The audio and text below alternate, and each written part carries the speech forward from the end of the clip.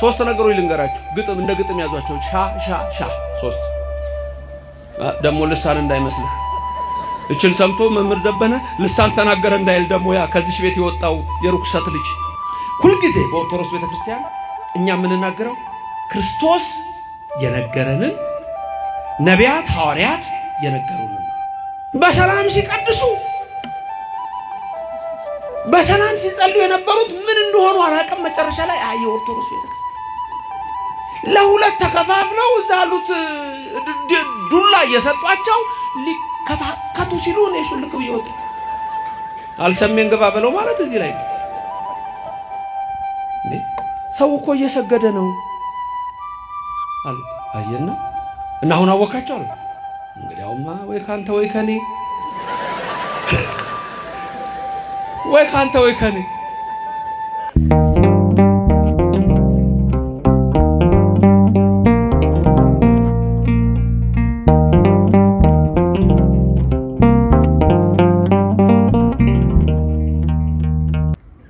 ወልድ ወመንፈስ ቅዱስ አሃዱ አምላክ አሜን። አእይንተ እግዚአብሔር አበው መነኮሳት ወካህናት አሃው ዲያቆናት የቤተ ክርስቲያን ጌጦቿ ምእመናን አባቶች እናቶች ወንድሞችና እህቶች እግዚአብሔር አምላክ የሚወዳችሁ ሕፃናት ጭምር ባላችሁበት በተለያየ አገር ሆናችሁ በዚህ በዩቲዩብ እና በቲክቶክ ቀጥታ የምትከታተሉ ሁሉ ሰላም እግዚአብሔር ከሁላችን ጋር ይሁን። እንደምን አላችሁ? የአብ ጸጋ ይደርብን፣ የወልድ ቸርነት አይለየን፣ የመንፈስ ቅዱስ ኅብረት አንድነት በሁላችን ላይ አድሮ ይኑር። የእመቤታችን ምልጃ አይራቀን።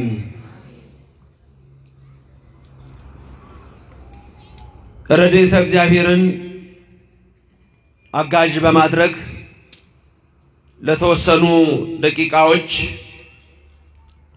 የምንማርበት የትምህርታችን ርዕስ የሚሆነው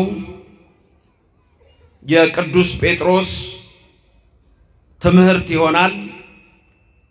ከአዲስ ኪዳን ቅዱስ ጴጥሮስ ሊቀ ሐዋርያት፣ ከብሉይ ኪዳን ኢሳይያስ፣ ከአራቱ አበይት ነቢያት አንዱ የሆነውን ሁለቱ የሰበኩትን ከሌሎች ነቢያትና ሐዋርያት ትምህርት ጋር እግዚአብሔር የሚገልጽልንን እንማራለን። ሰው ለሰው አስተዋሽ ነው። ሰው ለሰው አሳሳቢ ነው። በልቡና የሚያሳድር በአእምሮ የሚቀርጽ የቃሉ ባለቤት ሕያው እግዚአብሔር የምትሰሙትን ቃል በልቡናችሁ ጽላት ይጻፍላችሁ። ለእኔም ለምናገረው ማስተዋልና ምስጢሩን እንዲያድለኝ አንደበቴንም እንዲያከናውን የአምላክ ቅዱስ ፍቃድ ይሆን ዘንድ ሁሉ ጊዜ በጸሎታችሁ አስቡኝ። ይቃል የሚሰማችሁ ሁሉ ሐሳብ ሊናችሁ በሰማያት ይኑር። ያላችሁበትን ስፍራ አውቁ። የጽድቅን ቃል ደስ በሚያሰኙ ጆሮዎች አድምጡ። አንድም እንኳን በዚህ ቅጽር የራሱን ወሬ የሚያወራ ሰው ከቶ አይሰማ። ምድርን ባያት ጊዜ እንድትንቀጠቀጥ ለሚያደርጋት ደሴቶችንም ለሚያቀልጠው ብርቱና ኃያል አምላክ የሰራዊት ጌታ እግዚአብሔር ከዚች ሰዓት ጀምራችሁ ሁላችሁም ልቡናችሁን ለሰራዊት ጌታ ለእግዚአብሔር አስማርኩ። የትምህርታችን ኃይለ ቃል የሚሆነው አናጢዎች የጣሉት ድንጋይ የሚል ይሆናል። አናጢዎች የጣሉት ድንጋይ። በዚህ ትምህርት ውስጥ ምንድነው ይዛችሁ የምትሄዱት ዛሬ? አንደኛ አናጢዎች እነማን ናቸው? ሁለት ድንጋዩ ማን ነው? 3 ይሄን ድንጋይ የት እናገኘዋለን? 4 ድንጋዩን የሚያምኑ ሰዎች አሉ። 5 ድንጋዩን የማያምኑ ሰዎች አሉ። 6 ይህ ድንጋይ የከበረ የማዕዘን ራስ ተብሏል። 7 ይህ ድንጋይ የማሰናከያ አለት ተብሏል። እነዚህን 7ቱን ስንማር ሁሉ ጊዜ ደግሞ የምንመለከተው የኢትዮጵያ ኦርቶዶክስ ተዋሕዶ ቤተክርስቲያን እምነትና ሥርዓት ከሌሎች እምነቶች የሚለይበትን የምናይበት ትምህርት ይሆናል። መንፈስ ቅዱስ በእኔም በእናንተ ላይ አድሮ ይኖር። የማነበው የአንደኛ የቅዱስ ጴጥሮስ መልእክት ሲሆን ምዕራፍ 2 ከቁጥር 6 እስከ 8 ድረስ ይሆናል። እንዲህ ይላል። በመጽሐፍ እንዲህ ብሎ ተጽፏልና እነሆ የተመረጠና የከበረን የማዕዘን ራስ ድንጋይ በጽዮን አኖራለሁ፣ በእርሱ የሚያምን አያፍርም። ቁጥር 7 የቅዱስ ጴጥሮስ የመጀመሪያ መልእክት ምዕራፍ 2 ቁጥር 6 አነበብ። ቁጥር 7 እንዲህ ይላል። እንግዲህ ክብሩ ለእናንተ ለምታምኑት ነው። ለማያምኑ ግን አናጢዎች የጣሉት ድንጋይ እርሱ የማዕዘን ራስ የእንቅፋትም ድንጋይ የማሰናከያም አለት ሆነ። ቁጥር 8 የማያምኑ ስለሆኑ በቃሉ ይሰናከሉበታልና ለዚህ ደግሞ የተመደቡ ናቸው። ከኔ ቀጥላችሁ ደግሞ አሁን እናንተ ታነቡታላችሁ። እግዚአብሔር በልባችሁ ይጻፍላችሁ። ቁጥር 6 ላይ ያለው እናንብብ። መጀመሪያ በመጽሐፍ እንዲህ ብሎ ተጽፏልና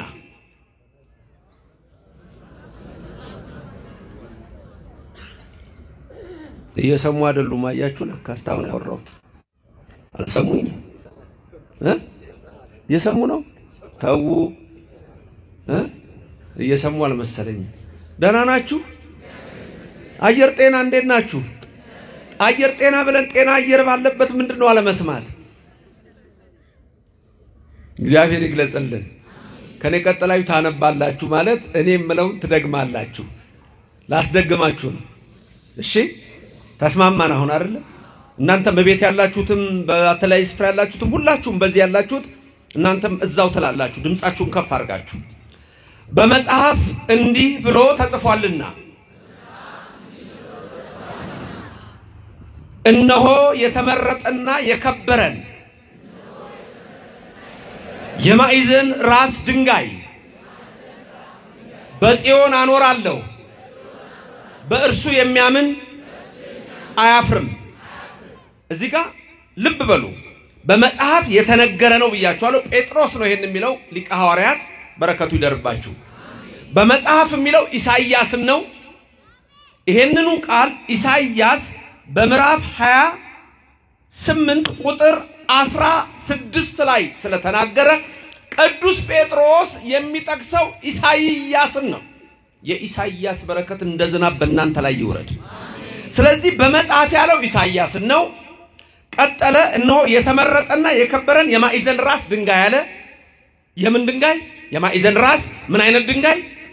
የተመረጠና የከበረን የታኖረዋለሁ አለ። በጽዮን አኖረዋለሁ፣ በእርሱ የሚያምን አያፍርም። ትምህርቱ ይሄ ነው። ቁጥር 7 ከኔ ቀጥላችሁ ደግማችሁ አንብቡ። እንግዲህ ክብሩ ለእናንተ ለምታምኑት ነው። ለማያምኑ ግን አናጢዎች የጣሉት ድንጋይ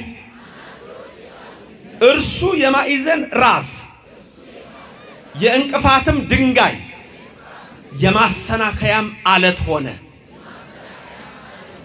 አሁን እዚህ ውስጥ ደግሞ የምናየው ክብሩ ድንጋዩን ለምታምኑት ለእናንተ ነው አለ። ለማያምኑ ግን ድንጋዩን እነማጣሉት አለ። የትምህርታችን ርዕስ እነማጣሉት? አናጢዎች ጣሉት አለ። ለነሱ ምን አይነት ድንጋይ ሆነ? የማሰናከያ። ለናንተ የከበረ። ለነሱ ምን አይነት ድንጋይ? የእንቅፋት። ለናንተ የተመረጠ። እነሱ አያምኑበትም፣ እናንተ ታምኑበታላችሁ። በምኑ? በማዕዘን ራስ ድንጋይ። ቁጥር 8 እናንብብ። የማያምኑ ስለሆኑ በቃሉ ይሰናከሉበታልና ለዚህ ደግሞ የተመደቡ ናቸው። የሚያስደነግጥ ነገር ነው። አሁን ይሄን በምን ልንገራችሁ መሰላችሁ እንዲገባችሁ ሁለተኛ እንዳይቀር።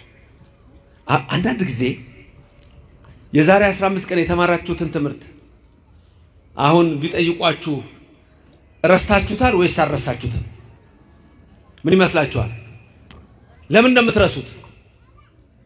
እንደምትረሱት ምን ይመስላችኋል? ለምን ትረሳላችሁ? የዛሬ ዓመት የተማራችሁት ትምህርት አለ ታስታውሱታላችሁ ነው? ጠፍቷል? እሺ የዛሬ 10 ዓመት ጓደኛ መጣና ይገርማል እኮ እንትና እንዲህ አድርጎ እኮ አየሁት ብሎ የነገረን ትረሳለህ? ለምን? አንቺስ አይገርምሽም? ያደረገችው እኮ የዛሬ እኮ 15 ዓመት ላይ ነገረችሽ። ገና ሕፃን ሆነሽ እንዲህ አርጋ እሱ እናንተ ጋር ረስታችሁ አለ። ተረስቷል? አይ ውሸታም አትሆኑ። ለምን አረሳ ነው የሚያንን? ለምን ነው የረሳ ነው? በሉ መንፈስ ቅዱስ ይግለጽልን፣ በልባችን ይጻፍልን። ስለዚህ ችግሩ እናንተ ጋር ነው ሊሆን የሚችለው። አያችሁ? ስለዚህ አሁን እንደዛ ልንገራችሁና ይግባችሁ። እንግዲህ በሱ ነው የሚገባችሁ፣ በሱ መንገድ የውላችሁ። በመጽሐፍ ኢሳይያስ የሚባል ቀድሞ ምዕራፍ 28 ቁጥር 16 ላይ ስለ አንድ ድንጋይ ተናግሮ ነበር። ድንጋዩን የማዕዘን ራስ ድንጋይ ነው አለው። ያን ድንጋይ በሱ የሚያምን አያፍርም ብሎ ተናግሮ ነበር። ከዛ ጴጥሮስ የኢሳይያስን ቃል አመጣና ይሄን የተመረጠ የከበረ የማዕዘን ራስ ድንጋይ በጽዮን አኖረዋለሁ አለ። ቤት አኖረዋለሁ አለ። በጽዮን አኖረዋለሁ፣ ክብሩ ለእናንተ ለምታምኑት ነው አለ። ድንጋዩ የተመረጠ ነው፣ የከበረ ነው አለ። አናጢዎቹ ግን ድንጋዩን ጣሉት። ድንጋዩን አያምኑትም። ለነሱ ምን ሆነ? የማሰናከያ አለት ሆነ። ለምንድነው ያላመኑት? የማያምኑ ስለሆኑ። ለምን? በቃ ተመድበዋል። የማያምኑ ስለሆኑ በቃሉ ምን ይሆኑበታል? ይሰናከሉበታል። በምኑ ይሰናከሉበታል? በቃሉ ይሰናከሉበታል። በቃ ይሄ ነው ቃሉ። ዛሬ ሰማችሁት። ግን ሚስጥር አለው። በዚህ ውስጥ በጣም ረቂቅ የሆኑ ነገሮች አሉ። ስለዚህ ስለ ከበረው ድንጋይ ስለ ማዕዘን ራስ ስለሆነ እንነጋገራለን። ግን ይሄን ድንጋይ አናጢዎች ጣሉት። ባጭሩ ኢሳይያስ፣ ቅዱስ ጴጥሮስ በረከታቸው ይደርብንና በመጽሐፍ የነገሩን ዛሬ አሁን እኛ የምንሰማው በዚች በኪዳነ ምሕረት አየር ጤና ቤተ መቅደስ የሁሉ ሕዝብ ተሰብስቦ የምንሰማው ቃል ምንድነው? እነሆ የተመረጠና የከበረን የማዕዘን ራስ ድንጋይ በጽዮን አኖራለሁ አለ። ቀጥታ ወደ ትምህርቱ ነው የምንገባው። ድንጋይ የተባለው ኢየሱስ ነው። በጽዮን አኖረዋለሁ ማለት ጽዮን የተባለች እመቤታችን ነች። ከድንግል ማርያም አኖረዋለሁ ማለት ከድንግል ማርያም ከስጋዋ ስጋ ከነፍሷ ነፍስ ይነሳል። ወልድ ማን ነው? ወልደ አብ፣ የአብ ልጅ ቃል። ዮሐንስ ወንጌል ምዕራፍ 1 ቁጥር 1 በመጀመሪያ ቃል ነበረ፣ ቃል በእግዚአብሔር ዘንድ ነበረ፣ ቃልም እግዚአብሔር ነው። ያ ቃል ስጋ ሆነ ይላል። ቃል ማን ነው? እግዚአብሔር። ስጋ የሆነው ማን ነው? እግዚአብሔር። ከማ ስጋ ሆነ? ከማ ይሆናል? ከድንግል ማርያም ብቻ። ክብርና ምስጋና ለእግዚአብሔር ይድረሰው፣ ስሙ የተመሰገነ ይሁንልን። ተመልከቱ፣ ያ ድንጋይ አለት የተባለው ኢየሱስ ነው። ኢየሱስ ነው። አሁን ዝም ብሎ ድንጋይ ሲባል ደስ ላይል ይችላል። አለት ሲባል ደስ ላይል ይችላል። አንደኛ ቆሮንቶስ ምዕራፍ 10 ከቁጥር 1 እስከ 5 ጳውሎስ ሐዋርያ እንዲህ ይላል። አባቶቻችን ሁሉ ከሙሴ ጋር ነበሩ፣ ይተባበሩ ነበር። ሁሉም አባቶቻችን እነሆ በደመና ተጠመቁ። ሁሉም አባቶቻችን ያን መንፈሳዊ መብል በሉ። ሁሉም አባቶቻችን ከሙሴ ጋር የነበሩት ሁሉ እናቶቻችን ያንን አለት ጠጡ። ያን መንፈሳዊ መብል በሉ፣ መናውን ያን መንፈሳዊ መጠጥ ጠጡ። ይከተላቸው ከነበረው አለት ጠጥተዋልና አለቱም ክርስቶስ ነበረ። ክብርና ምስጋና ለስሙ ይድረሰው። እቺን ቃል ደግማችሁ ትናገራላችሁ። አለቱም ክርስቶስ ነበረ። ተመልከቱ አለቱም ክርስቶስ ነበረ። አንደኛ ቆሮንቶስ 10 ከ1 እስከ 5 የማቴዎስ ወንጌል ምዕራፍ 16 ቁጥር 13 ይሄ ታሪክ ደግሞ በፊልጵስዩስ ዘቂሳርያ ነው። በፊልጵስዩስ ዘቂሳርያ ኢየሱስ ክርስቶስ ምን ብሎ ጠየቃቸው ደቀ መዛሙርቱን? ሰዎች ማን ነው የሚሉኝ? ማን ይሉኛል? እነሱ ምን አሉ? ከነቢያት አንዱ ነው ይለዋል። ሙሴ ነው፣ ኤልያስ ነው፣ ኤርሚያስ ነው ይለዋል። ዮሐንስ መጥምቅ ከሞት ተነስቶ መጥቷል ይለዋል። አንዳንዶቹም እንዲሁ ነው ይለዋል። ተመልከቱ እናንተስ ማን ትሉኛላችሁ? ሐዋርያቱ ተጠየቁ። ጴጥሮስ መለሰ አንተ ውእቱ ክርስቶስ ወልደ እግዚአብሔር ሕያው አንተማ እንጂ አንተማ እኮ እነሆ ወልደ አብ ወልደ ማርያም የሆንክ ክርስቶስ ነህ አለው። ክርስቶስ የጠየቀው የሰው ልጅ ማን ይሉታል ነው ያለው። እኔ ሰው የሆንኩትን ቃል፣ ሰው የሆንኩትን ወልድ፣ ሰው የሆንኩትን እግዚአብሔር ምን ብለው ነው የሚጠሩኝ አለ። ነብይ ነህ አሉት። በቃ ዛሬም በአንዳንድ እምነት ነብይ ነው ይሉታል፣ በአንዳንድ እምነት አማላጅ ይሉታል፣ በአንዳንድ እምነት ፍጡር ነው ይሉታል፣ በአንዳንድ እምነት እንደዚህ ነው ይሉታል። ይሄ ሁሉ ግን ልክ አይደለም። እናንተስ ማን ትሉኛላችሁ የተባሉት የኦርቶዶክስ ልጆች እናንተ ናችሁ። ማን ትሉታላችሁ ከተባላችሁ እንደ ጴጥሮስ ነው። አንተ እግዚአብሔር የእግዚአብሔር ልጅ ነህ፣ አንተ እነሆ አምላክ ወልደ አምላክ ነህ። የኔና የናንተ መልስ ይሄ ነው። በኔና በእናንተ ቤተክርስቲያን ኢየሱስ አምላክ ነው፣ ንጉስ ነው፣ ጌታ ነው። በዛም አይበቃም። የጌቶች ጌታ፣ የነገስታት ንጉስ፣ የአማልክት አምላክ፣ የኃያላን ኃያል፣ የቅዱሳን ቅዱስ፣ የክቡራን ክቡር፣ የልዑላን ልዑል፣ ሰማይን የዘረጋ ምድርን የመሰረተ እርሱ እግዚአብሔር በኋላ ዘመን ከድንግል ተወልዶ የዕዳ ደብዳቤያችን የሰረዘ እሱ አምላክ ነው። ክብርና ምስጋና ለእግዚአብሔር ይድረሰው። ልዩነታችን ይሄ ነው። ቅድም ምንድን ያለው? የማያምኑ ስለሆኑ በምኑ ይሰናከሉበታል? በምኑ ነው የሚሰናከሉት? በቃሉ ነው። በሌላ ይሰናከሉ። ቃሉን እያነበቡ ነው የሚሰናከሉት። ቃሉን እያነበቡ። ስለዚህ ተናገሩ በመጽሐፍ እንዲህ ተብሎ ተጽፏል። ተናገሩ በመጽሐፍ እንዲህ ተብሎ ተጽፏል። እነሆ የተመረጠና የከበረ የማዕዘን ራስ ድንጋይ። ምን አይነት ድንጋይ? የተመረጠ። ምን አይነት ድንጋይ? የከበረ የማዕዘን ራስ ድንጋይ የተባለው ኢየሱስ ነው። ጴጥሮስ ያንን ሲናገር በፊልጵስዩስ ዘቂሳርያ ጌታችን በልብ መታሰቡ በቃል መነገሩ ከፍ ከፍ ይበልና ምን አለው? ጴጥሮስ ይሄን የገለጠልህ ስጋና ደም አይደለም አለው። ክብርና ምስጋና ለእግዚአብሔር ይድረሰው። ስጋና ደም ይሄን አልገለጠልህም፣ ይሄን የገለጠልህ በሰማይ ያለው አባቴ ነው። ይሄን የገለጠልህ የባሕርይ ሕይወቴ መንፈስ ቅዱስ ነው ብሎ ክርስቶስ ጴጥሮስ ምን አለው? አንተ አለት ነህ አለው። ስምህ ኬፋ ሳይሆን ጴጥሮስ አለት ተብሎ ይጠራል አለው። በዚች አለት ላይ ቤተክርስቲያን እንሰራለሁ አለው። አለቱ የማዕዘኑ ራስ የተመረጠው የከበረው ኢየሱስ ነው። በኢየሱስ ላይ ነው እቺ ቤተክርስቲያን የምትሰራው። በዚች ቤተክርስቲያን ያደረገን እግዚአብሔር ስሙ የተመሰገነ ይሁን። ከማን ነው ስጋ የሆነው? ከማን ነው ሰው የሆነው? የከበረውን የተመረጠውን ራስ ድንጋይ የትለው የማኖረው በጽዮን። ክብርና ምስጋና ለእግዚአብሔር ይድረሰው። በየት አኖረዋለሁ? ጽዮን ማለት ምን ማለት ነው? ጽዮን መጠጊያ። ለምሳሌ አንዳንድ ሰዎች ምን ይላሉ? እክትዋ ለጽዮን ወቀፈዋ ይላል። ወቀፈዋ ዳዊት ጽዮንን ከበቧት እቀፏት ይላል። በሌላ ስፍራ ደግሞ እግዚአብሔር ጽዮንን እንደመረጣት ይናገራል። እስመ አርያ እግዚአብሔር ለጽዮን ወአብደራ ከመ ትኩኖ ማሂደሮ ዛቲ ይእቲ ምዕራፌ ለዓለም። እነሆ እግዚአብሔር ጽዮንን መርጧታልና። እስመ አርያ እግዚአብሔር ለጽዮን መርጧታልና። ምን ብሎ ነው የመረጣት? ተመልከቱ። ምን ብሎ መረጣት? ማደሪያው ትሆን ዘንድ መረጣት። መዝሙር 86 ላይ ታገኙታላችሁ። ማደሪያው ትሆን ዘንድ መረጣት። ምን ብሎ? ለመቼ? ለዘላለም ማረፊያዬ ናት። ለዘላለም ድንግል ማርያም ወላዲተ አምላክ ተብላ የምትጠራው ለዚህ ነው። እመብርሃን ተብላ የምትጠራው ለዚህ ነው። የመረጣት እግዚአብሔር ነው። እኔና እናንተ አይደለም የመረጥናት፣ እግዚአብሔር ነው የመረጣት። በመኃልየ መኃልየ ሶሎሞን ላይ ምን ይላል? ለወለደቻት አንዲት ናት፣ ለመረጣትም አንዲት ናት፣ ለመረጠቻትም አንዲት ናት፣ ለሐና አንዲት ናት፣ ለኢያቄም አንዲት ናት። እንደውም ለሐናና ለኢያቄም አይደለም። ድንግል ማርያም የስለት ልጅ ነች አይደል? ነች አይደለችም? የስለት ልጅ ነች። የማን ነች የስለት ልጅ? ማን ነው መጀመሪያ የተሳለው?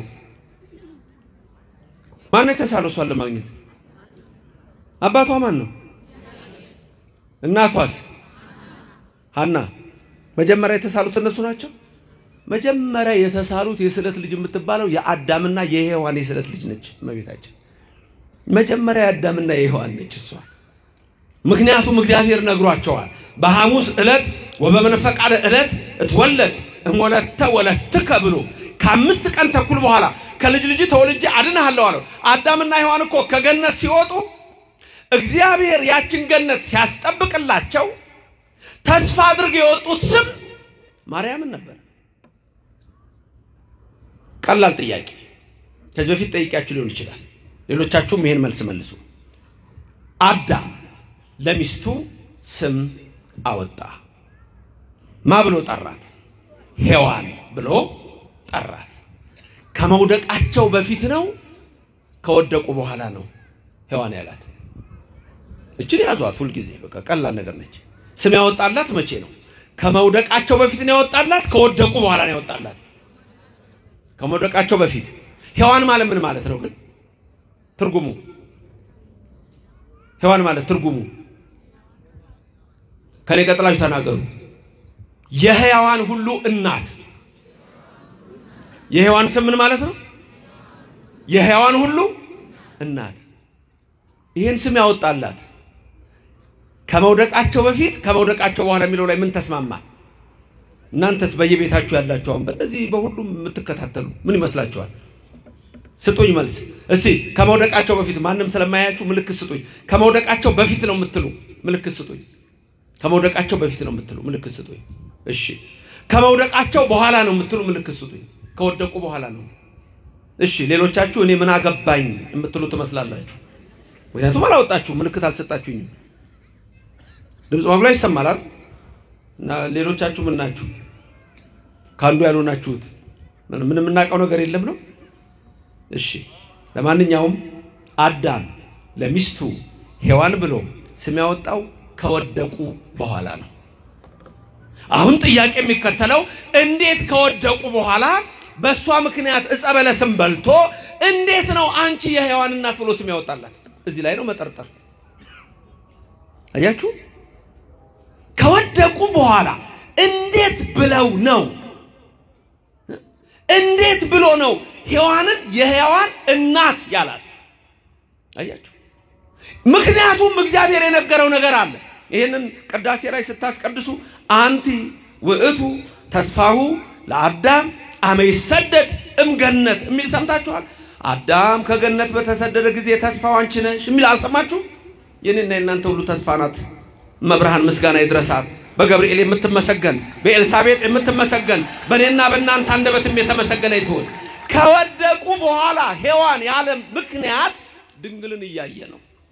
ለዚህ ነው አባ ሕርያቆስ ተስፋው አንቺ ነሽ ለአዳም ለሔዋንም ተስፋ አንቺ ነሽ የሚላል።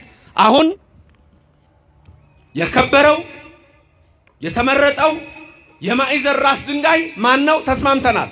ማን ነው? ስሙን ንገሩኝ። ኢየሱስ ክርስቶስ። ይሄን የከበረ የማዕዘን ራስ ድንጋይ በጽዮን አኖራዋለሁ አለ። ጽዮን አሁን በዚህ ሰዓት ማናት? እመቤታችን። ኢየሩሳሌም ልትሆን ትችላለች ጽዮን። አንዳንድ ሰዎች ድሮ ምን ይሉ ነበር? በጽዮን በእግሮቿ የእግሮቿን ትቢያ ይልሳሉ የጽዮን የሚል ቃል ነበር። ወይም ደግሞ ለጽዮን ይሰግዳሉ የሚል ቃል አለ።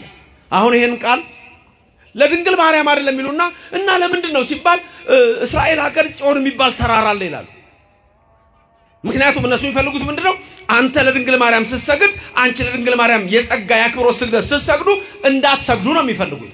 ስለዚህ ምን ይላሉ? ጽዮን እኮ የተባለችው ድንግል ማርያም አይደለችም። እዛ ተራራ አለ። ለዛ ተራራ ሄደው ሰግደው ያውቃሉ እነሱ? ለተራራው ተመልከቱ። ስለዚህ የከበረውን የተመረጠውን የማዕዘን ራስ ድንጋይ በጽዮን አኖራል። ጽዮን ማለት መጠጊያ ነው። እመቤታችን የሁላችንም መጠጊያ ናት። በምልጃዋ እንጠጋታለን፣ በክብሯ እንጠጋታለን። ራሱ ዮሐንስ ወንጌል ስትመለከቱ ምዕራፍ 19 ላይ እንደተጻፈ ከቁጥር 25 ስታዩ እመቤታችን በመስቀሉ ስር በነበረ ሰዓት ምን አለ ዮሐንስን? እናትህ እቹት በቃ ድንግል ማርያም እናቴ ናት፣ ስሙ የተመሰገነ ይሁን፣ እግዚአብሔር በረድኤት በቸርነት አይለየን። እናት አድርጎ የሰጠን የመረጣት ራሱ እግዚአብሔር ነው። ስለዚህ ጽዮን እመቤታችን ነች። በእርሷ እኖራለሁ ማለት በማህፀኗ ያድራል። ከስጋዋ ስጋ ከነፍሷ ነፍስ ይነሳል። ሰው ሆኖ በዚህ ምድር ላይ እግዚአብሔር ተወለደ። የተወለደው ከድንግል ማርያም ነው። ስለዚህ የአንደኛ ጴጥሮስ ምዕራፍ 2 ቁጥር 6 ቁጥር 7 ቁጥር 8 ነው ትምህርታችን እቤት ስትገቡ የምትመለከቱት። ስለዚህ ይሄን የከበረ ማዕዘን ራስ ድንጋይ በጽዮን አኖራለሁ፣ በእርሱ የሚያምን አያፍርም። እንግዲህ ክብሩ ለእናንተ ለምታምኑት ነው። ለማያምኑ ግን አናጢዎች የጣሉት ድንጋይ የማሰናከያ የእንቅፋት አለት ሆነ። አናጢዎች እነማን ናቸው ነው? አናጢዎች የጣሉት ድንጋይ። ይሄንን የታገኛላችሁ የማቴዎስ ወንጌል ምዕራፍ 21 ላይ ታገኛላችሁ። የማቴዎስ ወንጌል ምዕራፍ 21 ላይ ክብር ይግባውና ጌታችን መድኃኒታችን ኢየሱስ ክርስቶስ አንድ ምሳሌ ነገራቸው። ምን የሚል ምሳሌ? አንድ ሰው ነበረ፣ ወይን ተከለ፣ ቅጥር አደረገ። ከዛ በኋላ ለገበሬዎች ሰጠ። ከዛ ባሮቹን ላከና ፍሬ አምጡ አላቸው። እነዛ ገበሬዎች የተላኩትን ግማሾቹን ገደሏቸው፣ ግማሾቹን ደበደቧቸው፣ ግማሾቹን ገረፏቸው።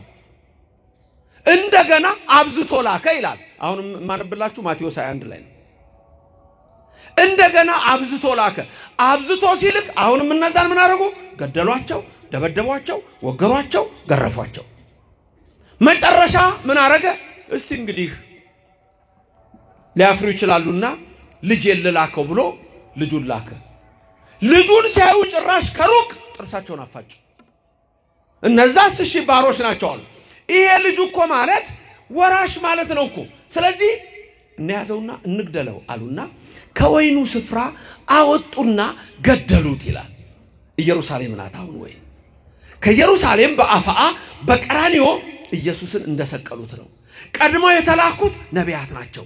ቀድሞ የተላኩት ሐዋርያት ናቸው። ምክንያቱም እግዚአብሔር ለአባቶቻችን ለሐዋርያት ለአባቶቻችን በነቢያት ኋላም በሐዋርያት ነገራቸው። ምን ነው ይሄንን ነው ጳውሎስ ሐዋርያ ዕብራውያን ምዕራፍ 1 ቁጥር 1 ላይ በብዙ ነገር ወበብዙ መክፈልት አይዳ እግዚአብሔር ለአበዊነ በነቢያቱም ተካት ይላል። በነቢያት አስቀድሞ ኋላም በሐዋርያት ነገራቸው ይላል። ስለዚህ ኢየሱስን ነው እሱን ነው የምታዩት ማቴዎስ 1 ላይ ወስደው ቀራንዮ እንደሰቀሉት እንደገደሉት ያሳያል። ከዛ በኋላ ይሄን የሚያስተምረው ብዙ ተሰብስቧል። ፈሪሳውያን አሉ። ያ የወይኑ ባለቤት ሲመጣ እነዚህ ሰዎች ምን ያደርጋል አላቸው። ክፎችን በክፋት ይቀጣቸዋል ብለው መለሱ።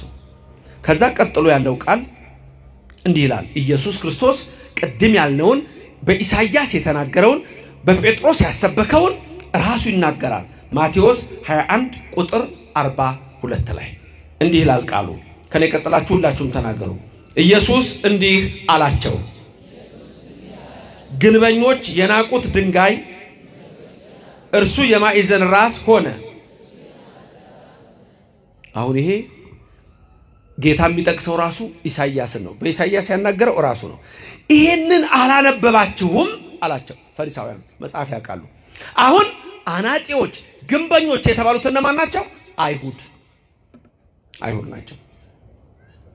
እነዚህ አይሁድ ወይም ፈሪሳውያን የተባሉት ወይም ጻፍ ወይም ሰዱቃውያን የተባሉት ይሄን ታሪክ ነገራቸውና ከዛ በኋላ ምን አላቸው? በዚህ ድንጋይ ላይ የሚወድቅ ይቀጠቀጣል። በዚህ ድንጋይ ላይ የሚወድቅ ይቀጠቀጣል። ድንጋዩ ግን የሚወድቅበትን ሁሉ ይፈጨዋል አላቸው።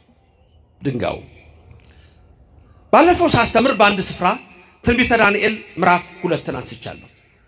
ምዕራፍ 2 ባጭሩ አንድ ነገር ልንገራችሁ። በሌላ ቦታ ሳስተምር ብያለሁ። አንድ ወጣት ቶሎ ወደዚህ የሚመጣልኝ አንድ ወጣት ፍቃደኛ የሆነ ለትምህርት ቶሎ አንድ ወጣት ቶሎ የሚመጣልኝ ፍቃደኛ የሆነ አንድ ወጣት ፍቃደኛ የሆነ ወደዚህ ለማስተማር ማን አባቴ አንተ? ክፍለ ጻድቅ ተክለ ጻድቅ። የዓለም ስምህ ዳንኤል። እንዴ ዳንኤል ነው ስምህ? አሁን ዳንኤል እኮ የሚናገረው ነው የምናገረው። በጣም የሚገርም እኮ በጣም የሚገርም እኮ ነው። የሁላችሁ ናቡከደነጾር ህልም አየ። ህልሙ ጠፋው። ትንቢተ ዳንኤል ምዕራፍ 2 ነው። ህልሙ ጠፋው። ከዛ በኋላ ጠቢባኑን የከለዳውያን አስማተኞች ጠንቋዮች ህልሜን አንጡ አላቸው። ትርጉሙንም አላቸው። አንደኛ ህልሜን፣ ሁለተኛ ትርጉም። አረ ምን አይነት ነገር ነው ይሄ? ሊሆን አይችልም። እባክህ ባይሆን ህልሙን ንገርና ትርጉሙን ንገር። አይ ህልሜ ጠፍቶኛል አምጡ። ሊገድል ሲል ዳንኤል ለአርዮክ ነገረው። አይ ጊዜ ይስጠን፣ ጸሎት እንጸልያለን፣ ህልሙን እንነግረዋለን አለው። 3 ቀን ሱባኤ ገቡ ጸለዩ ዕለቱን ለዳንኤል ተገለጠ በሶስተኛው ቀን ለአናንያ ለአዛርያ ለሚሳኤል ህልሙ እንዲህ ነበር ዳንኤል ሁለት እጆችን ዘርጋና ወደ ታች አርግና ቆም እንዲህ አይነት ሰው አየ ህልሙ ይሄ ነው ናቡከደነጾር ያየው ዳንኤል ራሱ አየ አሁን ዳንኤልን እግዚአብሔር ሲገልጥለት ምስል ቆሟል ያ ምስል ከአንገቱ በላይ ራሱ ወርቅ ነው ሁለቱ እጆቹና ደረቱና ጀርባው ብር ነው ሆዱና ወገቡ ነሐስ ነው ሁለቱ ጭኖቹ የብረት ናቸው ከታች ደግሞ ያሉት ሁለቱ እግሮቹ ግማሹ የብረት ግማሹ ያፈር ነው ንገሩኝ ራሱ የምንድነው የወርቅ ይሄ ደረቱና ጀርባው ሁለቱ እጆቹ የምንድናቸው የብር ምን ሩጫ ላይ የምታውቁት ነው ምን ይጣፋችኋል የብር ከዛ ሆዱና ወገቡ ደግሞ የምንድነው የነሐስ ሁለቱ ጭኖቹ እዚህና እዚህ ያሉት ደግሞ የምንድናቸው የምን የብረት ከላይ ግማሹ ከታች ብረት ግማሹ አፈር ራስ ባቢሎኒያን ኤምፓየር በኤምፓየር ነው አሁንም ነግራችሁ የባቢሎኒያን ኤምፓየር ማለት ባቢሎናውያን ዓለምን የሚገዙበት ጊዜ ነው ናቡከደነጾር ነው ይሄ ሁለቱ እጆቹ ደረቱና ደግሞ ከኋላ ጀርባው የብር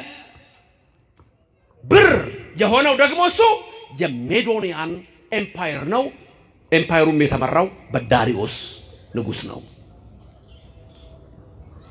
ሆዱና ወገቡ ደግሞ የነሐስ የሆነው የፐርሺያን ኤምፓየር ነው ከዳሪዮስ ቀጥሎ ዓለምን የመራው ቂሮስ የተባለው ንጉስ ነው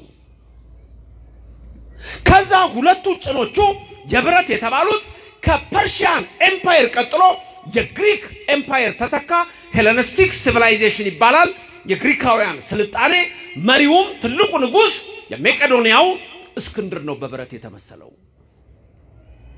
ከታች ግማሹ ሁለቱ ብረት ነው ግማሹ ደግሞ ምንድነው አፈር አራት አይሆንም ሁለት ብረት ሁለት አፈር አራት ሁለቱ ብረቶች ጠንካራ ናቸው እንደ እስክንድር በጥሊሞስና አንጢያኮስ የተባሉ ወደ ሮማ ኤምፓየር ሲሸጋገር የመጡ ናቸው የሮማን ኤምፓየር ተተካ ከታች ሁለቱ አፈር የሆኑት ደግሞ ሰልፎስና ደማጥሮስ የሚባሉ ሁለት ነገስታት ናቸው ከዛ ናቡከደነጾር ይሄን ያህል ዳንኤል ይሄን አየ አናንያ አዛርያ ሚሳኤል ይሄን አዩ ከዛ ዳንኤል ያየው ልክ ናቡከደነጾር እንደተገለጠለት ከአንድ ተራራ ላይ አንዲት ትንሽ ድንጋይ መጣች ከታች መጣችው ያ ምስል ሙሉ በሙሉ ጠፋ ነፋስ መጣ ወሰደው ያ ቦታ ባዶ ሆነ ይላል ዳንኤል ይሄን ነገረን በዳንኤል ይሄን ምስጥራየን እግዚአብሔር በረከቱን ይስጥ ተመልከቱ አሁን ያቺ ድንጋይ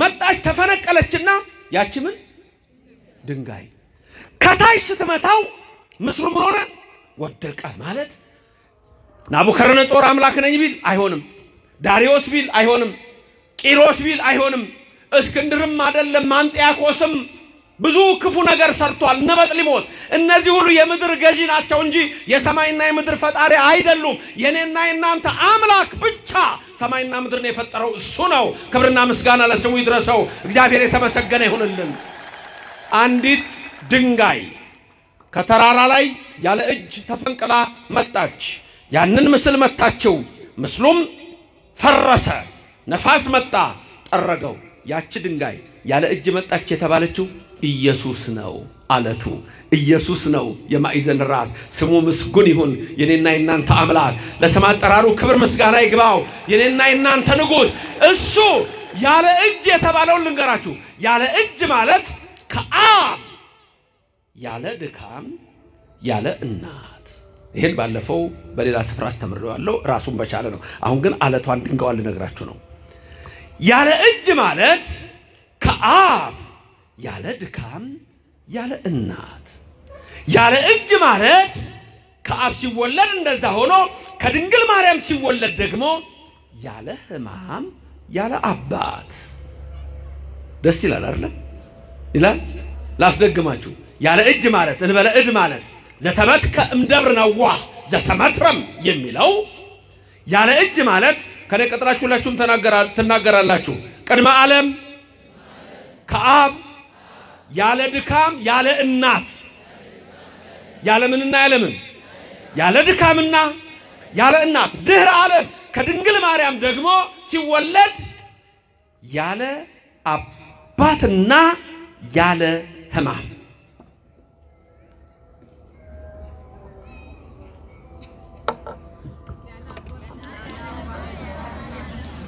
እንዴ ያን ብቻ እንደ ሰማይ ነው ያላችሁ ትለካ ግዴለም እዚህ መጥቶ አላምላል ኑ አብራችሁ ኑ የሰማውን ተናግራችሁ የምድሩን ዝም አላችሁ የሰማይ ቤት ይስጣችሁ እግዚአብሔር ግዴለም እንላስደግማችሁ ነው እንግዲህ አሁን ይቅርታ ምን ላድርግ ቅድመ ዓለም ከአብ ያለ ድካም ያለ እናት ድህረ ዓለም ከድንግል ማርያም ያለ ሕማም ያለ አባት ሁለት ልደት አለው ምን ነው ኢየሱስ ይሄ ነው ክብርና ምስጋና ለስሙ ይድረሰው እግዚአብሔር የተመሰገነ ይሁን አንዳንድ ሰዎች የሁለት ልደት ትምህርት ስለማይገባቸው በተለይ በአንዳንድ ስፍራ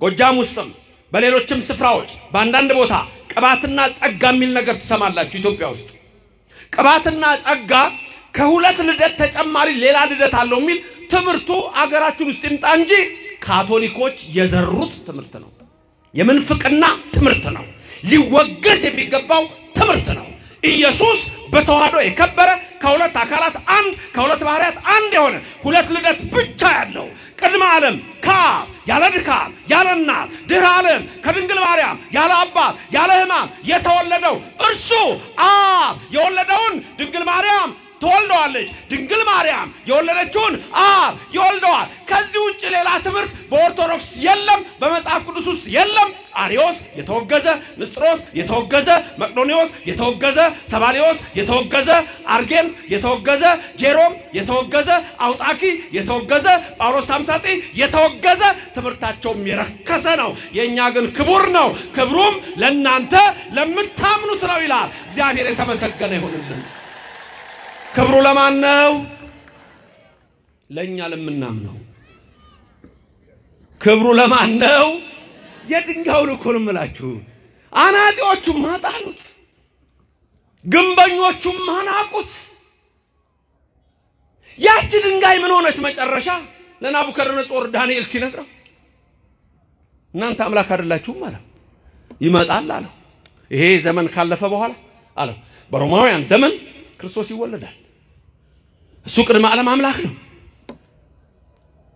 አሁን ደግሞ ወደፊት ዳንኤል ይሄን ከተናገረበት ከብዙ ዓመታት በኋላ ከድንግል ማርያም እንደሚወለድ ነገራቸው በሮማውያን ዘመን ያቺ ድንጋይ ፈጨችው ነፋስ መጣ ስልጣን እግዚአብሔር ጠረገው ቦታው አልታወቀም ስም አጠራራቸው የለም ያቺ ድንጋይ ይላል ተመለሰችና ዓለምን ሁሉ መላች ይላል ድገሙት ያቺ ድንጋይ ተመለሰችና ዓለምን ሁሉ መላች በሳምር ሲካር ከቀኑ 6 ሰዓት አንድ ሴት ውሃ ልትቀዳ መጣች ይላል ዮሐንስ ወንጌል ምዕራፍ 4 ያቺ ድንጋይ ዓለምን ሞላች ከቀኑ 6 ሰዓት ውሃ ልትቀዳ የመጣችውን የሳምር ሲካር ያቺን ምስኪን ሴት ኢየሱስ ክርስቶስ አነጋገራት ውሃ ጠጪኝ አላት አንተ አይሁዳዊ አይደለህም እንዴ ከኔ እንዴት ውሃ ትለምናለህ ክርክሩን ልተው መጨረሻ የሕይወት ውሃ ሰጥሻለሁ አላት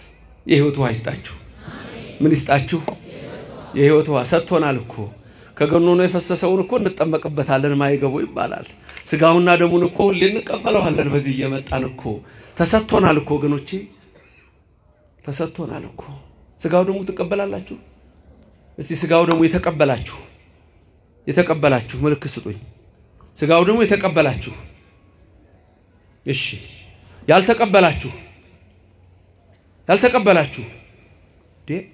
ብዙዎቹ ከሌላ እምነት ነው እንደመጡት አልተቀበልንም እኮ አሉ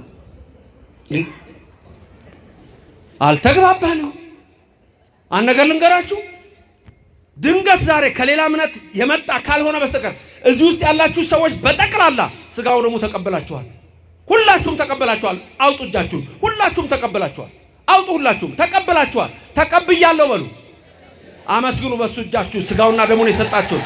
አንድ ነገር ልንገራችሁ ግን አልተዋችሁም። ቆይ አቋርጣችኋል።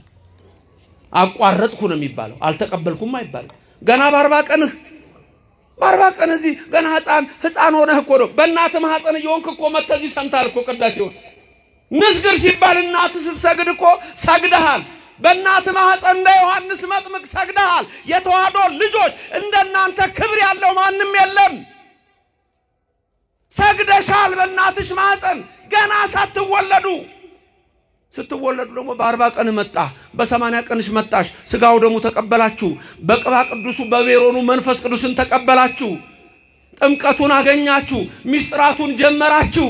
እናንተ የታደላችሁ ናችሁ የተዋህዶ ልጆች። ክብርና ምስጋና ለእግዚአብሔር ስጡት፣ ለአምላካችሁ አድርሱት። ተቀበላችኋል፣ ግን አቋርጣችኋል። አቋርጫለሁ ነው የሚባለው። ስጋው ደግሞ የተቀበላችሁ በቃ ተስማምተናል። ይሁን ሊቃውንት ተስማማን። አያችሁ በቃ ተስማምተን ምን ያስማማን እግዚአብሔር። አንድ ያድርገን እግዚአብሔር። ተቀበላችኋል፣ ግን አቋርጣችኋል። እሱን ከመምሮቻችሁ ጋር ተነጋገሩ። ለምን እንዳቋረጣችሁ ፈራችሁ እንዴ? እጄን ከአፋዊ ድፍ ንጹህ እንዳደረኩ ደፍራችሁ ወደ ክርስቶስ ደም ብትቀርቡ እኔ ስለናንተ መተላለፍ የለብኝም። ደፍራችሁ ወደ ክርስቶስ ስጋና ደም ብትቀርቡ እያለ የሚናገረው አለ ካህኑ። እጄን ከአፋዊ ድፍ ንጹህ እንዳደረኩ እያለ እሱን የሚያስፈራችሁ ነው። ሌላ ምን ያስፈራችኋል? ምን ያስፈራችኋል? አትሰርቁም ማለት አታጭበረብሩም ማለት። ታዲያ ለምን ደግሞ አትቀበሉት? ስጋው ደግሞ ከኃጢአት ነጽቼ ነው የምትሉት? ንገሩኝ እስቲ እውነቱን። እነሱ ካህናቱ ሳይሰሙ ከኃጢአት ነጽታችሁ ነው የምትቀበሉት? እስከ ዘላለም አትነጻም። ቁርጥህን እነግርሃለሁ፣ አትነጭም። ግን ቆይ ዛሬ ለበሳችሁት ልብስ 1 ወር ልበሱት በየቀኑ ይቆሻል አይቆሽም? ካጠባችሁትስ ታዲያ አንጻና መድኃኔዓለም ሕጽበኒ ወአንጻኒ ማጥያቴ ከኃጢአቴ ጠበኝ ነጻለሁ እኮ ነው ወገኖቼ። ዝም ብሎ የሚያስፈራራ ትምህርት የላትም ኦርቶዶክስ። ድንገት አንዳንድ ባህታዊና ያልገባው ሰው ከሰማችሁ ነው የምትደነግጡት። ኦርቶዶክስ ክርስቶስ ኑ ነው የሚለው። ጭራሽ እስቲ ይሄን ቃል ስሙት እስቲ የከበረው ማለት ምን እንደሚል ስሙት። ቆይ እናንተም ድገሙት። እኔ የመጣሁት ለጻድቃን ሳይሆን ለኃጢአተኞች ነው። ጻድቃን እጃችሁን አውጡ። ጻድቃን የሆናችሁ እጃችሁን አውጡ። ተው ኃጢአተኛ የሆናችሁ እኔ ነኝ፣ አንደኛ እኔ ነኝ። ኃጢአተኛ የሆናችሁ ለማን ነው የመጣው? ክርስቶስ ለኛ። ክብር ምስጋና ይግባው፣ እግዚአብሔር የተመሰገነ ይሁን። ያ ምናሴ የሕዝቅያስ ልጅ ነው። በእርጅናው የወለደው እድሜ ከተጨመረለት በኋላ የወለደው ምናሴ የደጉ የሕዝቅያስ ልጅ ንጉሥ ሆኖ ሳለ 22 ዓመት አንድ ቀን እግዚአብሔርን ጠርቶት አያውቅም። ልንገርህ፣ ጠላት መጣና በብረት ቀፎ ውስጥ አድርገው አሶር ወሰዱት። ከዛ በኋላ ብረት ቀፎ ውስጥ ሆኖ አሁን እግዚአብሔርን አሰበው። 22 ዓመት እኮ አንድ ቀን አልጠራው። ብረት ቀፎ ውስጥ በቁመቱ ነው የሰሩት። ብረት ቀፎ ውስጥ ሄደው በቀን ሐሩር በሌሊት ቁር እንዲሰቃይ እዛ ውስጥ ሆኖ ምን እንዳለ ልንገራችሁ። ታውቁታላችሁ ያለውን የምናሴ ጸሎት እኮ አለ። እዛ ውስጥ ቆሞ ምን እንዳለ ሙሉ በሙሉ ብረት ውስጥ ነው ያስገቡት። ምንድነው ያለው? የሚያስታውስ ሰው አለ? ከኔ ቀጥላችሁ በሉ። እግዚአብሔር ሆይ ንስሐን የሰራሃት ላልበደሉህ አይደለም፣ ለኔ ለኃጢአተኛው ነው። አሁን በጉልበቴ ልሰግድልህ አልችልም፣ በልቤ ጉልበት ግን እሰግድልሃለሁ አምላኬ። ክብር ምስጋና ይግባው እግዚአብሔር። ምናሴ ይሄንን ሲናገር ምናሴ እግዚአብሔር ሰማው ይላል። አይሰማህም አንተ? አይሰማሽም አንቺ? አይሰማንም ወይ? ይሰማናል። ሚካኤልን ላከለት ይላል። ያንን ብረት ቀፎ ያዘና መለሰና አገሩ አገባውና ከብረት ቀፎ ውስጥ አወጣው። ከእስራት ያውጣችሁ፣ ከኃጢአት ያውጣችሁ፣ ከበደል ያውጣችሁ፣ ከርኩሰት ያውጣችሁ፣ ከጣዖት ያውጣችሁ፣ ከምንፍቅና ያውጣችሁ፣ ከጨሌ ያውጣችሁ፣ ከዛር ያውጣችሁ፣ ከጫት ያውጣችሁ፣ ከሲጋራ ያውጣችሁ፣ ከሱስ ያውጣችሁ፣ ከሺሻ ያውጣችሁ። ኑ ወደ ቤቱ ግቡ፣ ተቀደሱ። እግዚአብሔር ይሄንን ነው የሚፈልገው። ለኔ ነው የመጣው፣ ላንተ ነው፣ ላንቺ ነው። እኔ የመጣሁት ለጻድቃን አይደለም፣ ለበሽተኞች ነው። በሽተኞች መድኃኒት ያስፈልጋቸዋል። ሰጠን ስጋና ደሙን። ክብርና ምስጋና ለእግዚአብሔር ይድረሰው፣ ስሙ የተመሰገነ ይሁን። ታዲያ ለምንድን ነው የማትቀበሉት? ስጋው ደሙ መድኃኒት ከሆነ እንዳልኩ ከኃጢአት አትነጻ። ሶስት ነገሮች ልንገራችሁ። ግጥም እንደ ግጥም ያዟቸው። ሻ ሻ ሻ ሶስት ደሞ ልሳን እንዳይመስልህ። እችን ሰምቶ መምህር ዘበነ ልሳን ተናገረ እንዳይል ደሞ ያ ከዚህ ቤት የወጣው የርኩሰት ልጅ የባቢሎን የጋለሞታይቱ ርኩሰት ጡት ጠቢ ክፎች ከእግዚአብሔር የራቁ ለእግዚአብሔር ክብር ለኢየሱስ ክብር የሌላቸው ለድንግል ማርያም ክብር የሌላቸው ለመላእክት ክብር የሌላቸው ራሱ ኢየሱስን ግንበኞቹ ሲንቁት አብረው የናቁ የሰቀሉ አሉ። ዛሬ ሶስት ነገሮች የሥጋው ደሙ ምስጥ ጥቅም ድገሙ። ለኃጢአት መደምሰሻ፣ ለአጋንንት ድል መንሻ፣ ለመንግስተ ሰማያት መውረሻ። በቃ ታዲያ ምን ትፈልጋለህ? ምንድነው ያልኩት? አንድ ለኃጢአት ሻ ነው ብያለሁ። መጨረሻው ግጥሙን ነገርኳችሁ እኮ። አንድ ለኃጢአት፣ ሁለት ለአጋንንት፣ ሶስት ለመንግስተ ሰማያት። ታዲያ እሱ አይደለም ለሥጋው ደሙ። ሰሞኑን ሁሉ ስል ነበር በየቦታው አይደለ? እነዚህ ምስክሮች ናቸው። እነዚህ እንደው ወደ ቁርባኑ ስትመጡ ሁሌም የሚደጋገመው ነገር ስለሆነ ብዬ እኮ ነው። እስመ ኃያል አንተ እኩት ወስቡህ ወለከ ስብሐት ለዓለመ ዓለም። እስመ ኃያል አንተ እኩት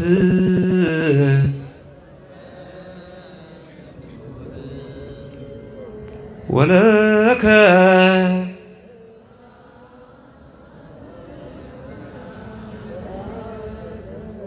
ለየውላችሁ አስቀዳሽና የሚያስቀድሰው ነው የማያስቀድሰው ለይቼላችኋል። ፍልጥ ብሏል። ለይቼላችኋል። ካህን ታወቀ። የሚያስቀድሰው ታወቀ፣ የማያስቀድሰው ታወቀ። ታወቀ። አንተ እስመ ኃያል ተውና እንትን በል። አንቺም እንደዛው አያጠራኝ በይ። እዛ አያጠራኝ አያጠራኝማ በይ። እንደዛ ያኛውም በራሱ መንገድ ትምህርት የለውም አይደለም እኔ የምፈልገው።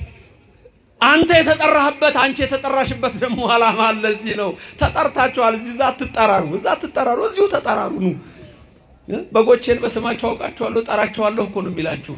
ግልገሎቼን፣ ጠቦቶቼን፣ ሕፃናቱን ሁሉ እስቲ ተናገሩ። እኔ የመጣሁት አለ ክርስቶስ ለጻድቃን ሳይሆን ለኃጥአን፣ ለጤነኞች ሳይሆን ለበሽተኞች ናልተኞች እናከብርሃለን። አናጢዎች ግን ናቁት፣ ግንበኞች ግን ናቁት። ያቺ ድንጋይ ታዲያ ምን ሆነች ነው ያለው? ዓለምን ሁሉ ምን አረገች?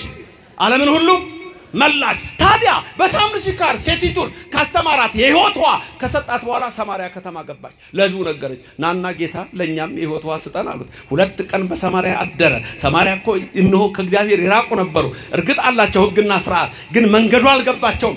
2 ቀን አደረና ኢየሱስ ክርስቶስ ምን አልኩኝ? 2 ቀን ከነሱ ጋር ለካ ከኛ ጋር ያድራል። ይደር አብሯችሁ፣ በቤታችሁ ይግባ። ምንድነው ያለው? በደጅ ቆሜ ምን አረጋለሁ? ማንም በሩን ቢከፍትልኝ ወደ እርሱ ወደ እርሷ ከነሱ ጋር እራት። ምን አይነት አምላክ ነው ያለን! ምስጋና ይግባህ አንተ የድንግል ማርያም ልጅ፣ ስምህ የተመሰገነ ይሁን ለዘላለም። እቤታችሁ ገባለሁ። ይሄ ነው እኮ ችግራችን። እኛ አልገባንም፣ ርቀን ያለነው። እሱ እኮ ቀረቡ ሀቤሁ ወያበርህ ለክሙ፣ ወደሱ ቀረቡ ያበራላችኋል፣ ያበራላችሁ። ደሞ አለች አይደል እናቱ? እሷ ብርሃን አይደለም እንዴ? እሱ አነ ወእቱ ብርሃኑ ለዓለም አላለም እንዴ? ዮሐንስ ወንጌል 8:12 ላይ አላለም? እኔ ዓለም ብርሃን ነኝ አላለም ብሏል እኮ። ስለዚህ እሷ ደግሞ መብርሃን ነች። መብርሃን ከሁላችሁ ትሆንላችሁ። ኪዳነ ብረት በኪዳኗ የመንግስቱ ወራሽ ታድርጋችሁ። 3 ጥቅም አለው አለን ስጋው ደግሞ። 1 የኃጢአት ምን ማርያ፣ 2 የአጋንንትን ድል መንሳት አትፈልግም። ስጋው ደግሞ ኃጢአትን ተናግረው አጨርሰውም ትቀርባለህ። የምታቀውን በድፍረትም በስተትም እግዚአብሔር ይፍታይልሃል፣ ትፈታለህ። ወደ ስጋው ደግሞ ትቀርባለህ። የቀረውን ደግሞ ስጋውና ደግሞ በህይወት ይስተካከላል። ስለዚህ ህይወታችሁ ሁሉ በዚህ ሁሉ 3 የመንግስተ ሰማያት መውረሻ። መንግስቱን የምንኖር ሰው ምንድነው? እግዚአብሔር በሌላም ቦታ ስለ ገና ቅዳሴ ሲጀምር ሲገባ ሁሉ ዘገብራ እየተባለ ይበል ፈላሲ ዘገባ ሀበ እግዚአብሔር ነው የሚለው። በዚህ የገባ ፈላሲ ነኝ አይበል፣ ውጡ ነኝ አይበል አትበይ። እዚህ ከገባችሁ እንወጣለን አትበሉ። እዚች ወደ ኦርቶዶክስ ከገባችሁ በኋላ ያ የክብር አምላክ ያ የሰማርያ ሰዎችን አስተምሮ ምን አሉት እነሱ? በእውነት አንተ የዓለም መድኃኒት ነህ አሉት። የአንዲት አገር፣ የአንዲት ሰፈር፣ የአንድ ጎሳ፣ የአንድ ቀበሌ አይደለም። ኢየሱስ ክርስቶስ የዓለም ሁሉ መድኃኒት ነው። ያቺ ድንጋይ ዓለምን ሁሉ መላችላል። ወደሱ ቅረቡ፣ ወደ ቤቱ ግቡ። የዛን ጊዜ የዘላለም ሕይወት ተወርሳላችሁ። ያድርግልን፣ ያድርግላችሁ። ኃጢአታችንን ሁሉ በደላችን ይደምስስልን። ቅዳሴ ላይ ሁለቱ ካህናት ይወጡና ሶስቱ ዲያቆናት በዋናው ልኡካን ካህናቱ ሁለት ሆነው ዲያቆናቱ በዛ ሆነው ከመነበቡ በፊት ቅዱስ ጳውሎስ የሚባለው ትዝ ይላችኋል። ስብሐት ወክብር ለስሉስ ይደሉ ይላል። የካህናት ነው። ይሄ እናንተ ድርሻ ነው። የራሳችሁን በሉ።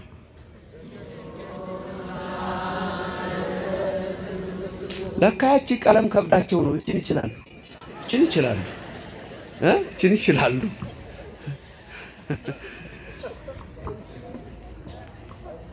እስቲ እነሱ ይበሉላችሁ፣ እናንተ መልስ ስጡ። እንደቆሙና ስብሐት በሉላችሁ እናንተ ካህናቱ።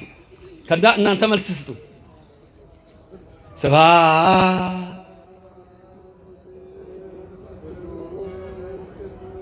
ይደሉ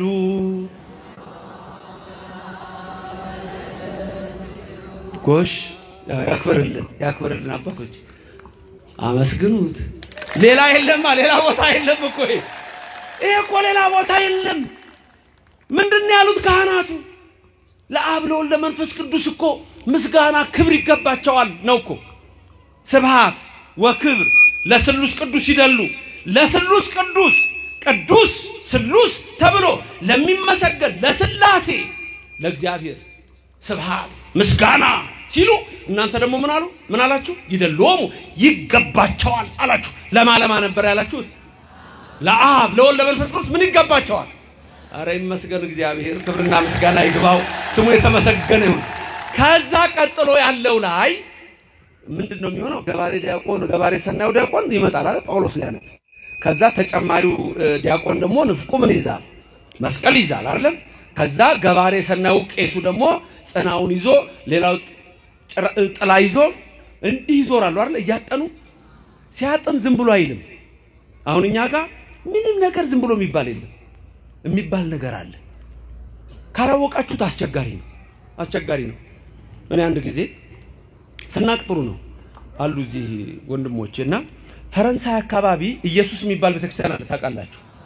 እዛ ደግሞ ከጎን ምን አለች ቤተክርስቲያን ነው? እመቤታችን አለች አይደለም? እዛው አንድ ሰውዬ ልጃቸው ጴንጤ ሆነባቸው። ያኔ ድሮ እዚህ እያለሁ ኮሌጅ እያለሁ ከዛ መጡና እንደው እባክህ ልጄ አስቸገረኝ፣ ምን ነው እምነቱን ቀየረብኝ።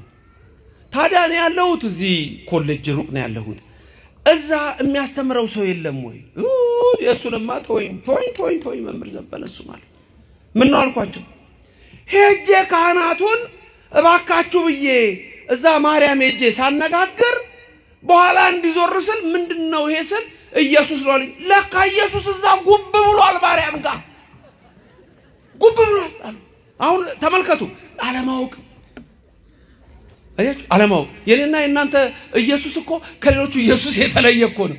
ማወቅ ነው። የምንማረውን መማር አለባችሁ። አሁን በዚህ ደብር ማክሰኞ ትምህርት አለ፣ አርብ ምህላ አለ፣ በየሰዓቱ ትምህርት አለ የሚሰጥ። አስተማሪስ ባይኖር መጥቶ እዚህ ደጅ ጠንቶ ቢኬድ ማወቅ አለባችሁ። እወቁ። ዕውቀት እግዚአብሔር ነው። እሱ በልባችሁ ይጻፍላችሁ። ሲዞር ዝም ብሎ አይዞርም። ካህኑ የሚለው ቃል አለ። ምን ነበር የሚለው? በከማ አናልከ ነው ተቀማ ላይ ኢያሪኮ በደያሱ ገብርከ አይደል? እንደሱ ያረን የሚያጥራው ነው። እየነገሩኝ ነው እኮ። ምን ማለት መሰላችሁ? ከማሁ እንደዛው ልክ እንደዛው በኔ በኃጢአተኛው እጅ ደግሞ ይላል። ምን ማለት መሰላችሁ? በነዌ ልጅ በኢያሱ ላይ ሆነ የሰራዊት ጌታ እግዚአብሔር ሆይ 7 ጊዜ የኢያሪኮን ግንብ ቢዞሩት በሰባተኛው ቀን የኢያሪኮን ግንብ እንዳለ እንደ ሻማ ያቀለጥከው ያፈረስከው የደመሰስከው እግዚአብሔር ሆይ አሁን በኔ በካህኑ በባሪያህ እጅ ደግሞ የኔንም ኃጢአት እዚህ የተሰበሰቡትን የሕዝቡን ሁሉ ኃጢአት እያለ ማዕጠንት እያጠናችሁ ኃጢአታቸውን አፍርስላቸው ሲል የሰራችሁት ኃጢአት ሁሉ እንደ ሻማ ነው የሚቀልጠው። እግዚአብሔር ክብርና ምስጋና ይግባው፣ ስሙ የተመሰገነ ይሁን። ማስቀደስ ያለባችሁ በዚህ የተነሳ ነው። ዛሬ አንዳንድ አገልጋዮች ራሱ ከቅዳሴ የራቁ ምንም የፈለገው ወንጌል ቢሰብኩ አይሰምርም። ከቅዳሴ የራቀ አይሰምርም። ትልቁ ጸሎት ቅዳሴ ነው። የማህሌቱ የሳታቱ የሁሉ ሲጀምር ገና ያስደነግጣል። ሚመጠን ግርምት ዛቲ ዕለት ይላል። ይህች ቀን ምን ያህል የምታስፈራ ናት! ይህች ቀን ምን ያህል የምታስጨንቅ ናት! መንፈስ ቅዱስ ከሰማየ ሰማያት የሚወርድባት፣ ይህንን ህብስት ይህንን ወይን የሚያከብርባት። በጽሞናና በፍርሃት ቁሙ፣ የእግዚአብሔር ሰላም ከኔና ከናንተ ጋር ይሁን ብሎ ነው የሚጀምረው። የእግዚአብሔር ሰላም ከሁላችን ጋር ይሁንልን። ግርምት ዛቲ ዕለት እጽብት ዛቲ ዕለት መላእክት የሚወርዱባት መንፈስ ቅዱስ የሚወርዱባት ቅዳሴ ሲገባ እኮ አሁን እኮ ችግሩ ልባችሁ እኮ አንድ አይሆንም እኮ። አሁን ብዙ ችግሩ አሁን ቅዳሴ ላይ ሆኖ ሁሉ እንዲህ የሚባክን ሰው አላያችሁ? በቃ የሚሰለችው 10 የሚያዛብ ኃይላ አርሰናልን ስታይ ግን አይን ፈጦ ቴሌቪዥን ውስጥ ሊገባል። ማንቸስተር 4-0 ሲሸነፍ ትንቀጠቀጣለህ። ይቅርታ ቴዲ ማንቸስተር ተናል የማንቸስተር ደጋፊ ነው ጓደኛዬ። ልብ የለም ልብሽ የለም። እሱ እኮ ነው ችግሩ። የሚመጣን ግርምት ዛቲ ይላል። በፍርሃት ቁሙ። ደሞ እኮ ወደ 12 13 ጊዜ ምን ትባላላችሁ? ተንሱ ለጸሎት በዜማ ለምንድን ነው የሚደጋገመው? የቆማችሁበትን ወቁ። ጸሎት ላይ ናችሁ። ጸሎት መንፈሳችሁን ህሊናችሁን ሰብስቡ። አንዳንድ ካህናትም አሉ። እኔ አሁን ስልክ መቅደስ ውስጥ ዞ መግባት ከጥንት ጀምሬ በጣም ነው የምቃወመው። በተለይ የደነገጥኩት ግን እኔ አባቶች ያላችሁ ከተሳሳትኩ ልታረም፣ ካሜራ መቅደስ ውስጥ ገብቶ ጳጳሳትም መነኮሳትም ቅዳሴ ሲቀደስ ያኔ እኔ መቅሰፍት መጣ ነው ያልኩት። መቅደስ ውስጥ ድረስ እሱን ራሱ ያውቁበታል እነሱ፣ ወደ እነሱ አንናገርም። ስለዚህ እነዛ አናጢዎች ናቁት የተባሉት አይሁድ ናቸው። ናቁት ክርስቶስን። ምን አሉ? አምላክ አይደለህም አሉ። የነሱን ትምህርት ማን ያዘ? አሁን እነ ማርቲን ሉተር ያዙ። እነ ማርቲን ሉተር ለምሳሌ ፕሮቴስታንት እምነት የሚቀበለው መጽሐፍ ማዞሬቲክ ቴክስት ነው የሚባለው። ማዞሬቲክ ቴክስት የሚባለው የአይሁድ መጽሐፍ ነው። ስለ ክርስቶስ ያለውን ትንቢት የቆራረጡበት ነው። ፕሮቴስታንት የሚቀበለው እሱን መጽሐፍ ነው። ካቶሊኮች የሚቀበሉት ቡልጌት ነው። ቡልጌትን የጻፈው ጄሮም ነው። በ480 አካባቢ ነው። እሱም ደግሞ እንደዛው አይሁድ አልተጠቀሙበትም ብሎ ቆርጦታል። አናጢዎቹ ናቁት ኢየሱስ ክርስቶስን። ስለ ዘመዶቹ ሲናገር ያ ኢሳይያስ ነብይ ምን አለ? ባየነው ጊዜ ደም ግባት የለውም አለ። እኛ ግን እንደተቀሰፈ ቆጠርነው አለ። በኢሳይያስ ትንቢት ምዕራፍ 53 ላይ ማን ነው ያስተዋለው ከትውልዱ አለ? ባየነው ጊዜ ደም ግባት የለውም አለ። የሚነግረን ስለ ዘመዶቹ ነው። ክርስቶስ ወደዚህ ምድር መጣ። እኔ አምላክ ነኝ ሲላቸው ድንጋይ አነሱ። አንተ ሰው ስትሆን አናቅህም እንዴ? እናትህ እዚህ አይደለችም? ወንድሞች እህቶች ይላል። ተሰናከሉበት ይላል ሉቃስ 3ን ስታነብ ተሰናከሉበት። እዚህ ደግሞ ምን አለን ቅዱስ ጴጥሮስ በአንደኛ መልእክቱ ምዕራፍ 2 ከቁጥር 6 እስከ 8 በተለይ ቁጥር 8 ላይ የማያምኑ ስለሆኑ ይሰናከሉበታል። የሚሰናከሉትም በቃሉ ነው። ቃሉን ከመጽሐፍ ቅዱስ እያነበቡ ነው የሚሰናከሉበት። አለቀ። መጽሐፍ ቅዱስ ይዘዋል፣ መጽሐፍ ቅዱስን አያውቁም። የለም የቤተክርስቲያናችን ትምህርትም አይገባቸውም። የኦርቶዶክስ ትምህርት ሊገባቸው አይችልም። ሁሌ ሲነቅፉ ሁሌ ሲተቹ ታያላችሁ። ለምን? እነሱ አናጢዎች የጣሉትን ስለተቀበሉ ነው። ክብሩ ግን ለኛ ነው፣ ለምታምኑት ነው። ለማያምኑ አናጢዎች የጣሉት ድንጋይ ነው። ፈሪሳውያኑ ሰዱቃውያኑ የጣሉት ጸሐፍት የናቁት ነው። ኢየሱስ ክርስቶስ መጥቶ ግን ምን አለ? እኔ ማን ነኝ አለ። የሰው ልጅ ሰዎች ማን ይሉታል አለ። አንተ ክርስቶስ ነህ አለው። አምላክ ወልደ አምላክ ነው። ኦርቶዶክስ ቤተክርስቲያን ኢየሱስ ክርስቶስ አምላክ ነው። ከሰማይ ወረደ። አዎ ያዳነን እሱ ነው። የዕዳ ደብዳቤያችን የሰረዘ እሱ ነው። ከድንግል ማርያም ተወልዶ ያዳነን እሱ ነው። ድህነታችን እሱ ነው። ስሙ የተመሰገነ ይሁን። ክብር ምስጋና ይግባው። እግዚአብሔር የተመሰገነ ይሁን። ስለዚህ ዛሬ የኦርቶዶክስ ቤተክርስቲያን ትምህርት ከሌላው በተለየ የምታዩበት ምክንያት በዓለም ላይ ለምንድን ነው? እኛ አናጢዎቹን አልተከተልንም። አናጢ ስለ ድንጋይ ያውቃል። እነዛ ጸሐፍት ፈሪሳውያን ስለ ቃሉ ያውቁ ነበር። አባቶች ከነሱ ወገን ነበሩ፣ ግን ክርስቶስን አልተቀበሉም። መሲህ ዛሬም ድረስ አልተቀበሉም። ስለዚህ ዓለም ወዴት ሄደ? አሁን ወደ ጨለማ። አንዳንዶች ክርስቶስን አናጢዎቹ ስለጣሉት፣ ለምሳሌ ሰሞኑን የጻፉት መጽሐፍ አለ፣ ዛሬ ይመስለኛል ታገኙታላችሁ የምትፈልጉ ሰዎች፣ ኒው ኤጅ ሙቭመንት እና ሎ ኦፍ አትራክሽን። በኒው ኤጅ ሙቭመንት እና ሎ ኦፍ አትራክሽን ኒው ክርስቲያኒቲ ተብሎ በሚሰየመው ኢየሱስ አምላክ አይደለም፣ ዝም ብሎ አንድ ሰው ነው፣ ሮል ሞዴል ነው የሚሏችሁ። ሌሎቹ ደግሞ ግኖስቲክስ የሚባሉ ያን የነበሩ ኖስቲሲዝም የሚባል እምነት አለ። እነሱ ደግሞ እንደ ጨረር ተፈንጥቆ የመጣ ነው ይሏቸዋል፣ ሰው ነው ይሏቸዋል። ተመልከቱ። አሪዮስ ፍጡር ነው ይላል እና አውጣኪ ዝርው ይላሉ። ሌሎችም እንዲሁ ብዙዎቹ ክርስቶስ አምላክ እንደሆነ አላወቁም።